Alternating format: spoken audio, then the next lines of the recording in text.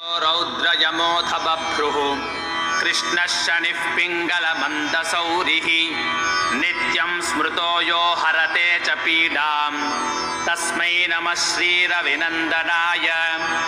सुरासुराः किं पुरुषो रगेन्द्रा गन्धर्वविद्याधरपन्नगाश्च पीड्यन्ति सर्वे विषमस्थितेन तस्मै नमः श्रीरविनन्दनाय।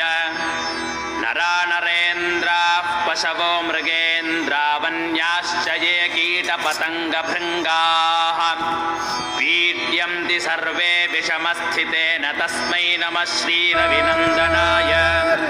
जय हनुमान ज्ञान गुण सागर जय कपीस बहुलोक उजागर रामदूत अतुलित बल धामा अंजनी पुत्र पवन सुत नामा महावीर विक्रम बजरंगी कुमति निवार सुमति के संगी कंचन बरन विराज।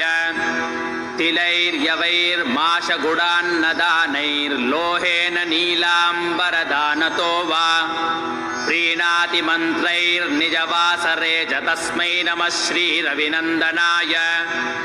प्रयागकूले यमुनातटे च सरस्वती पुण्यजले गुहायां यो योगिनां ध्यानगतोऽपि सूक्ष्मस्तस्मै नमः श्रीरविनन्दनाय।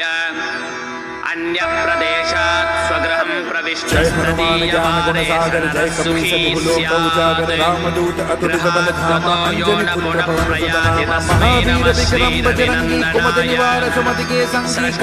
स्वयंभोर्भुवनत्रयस्य त्राता हरीशो हरते पिनाकी एकस्त्रिधारग्यजुस्साममूर्तिस्तस्मै नमः श्रीरविनन्दनाय।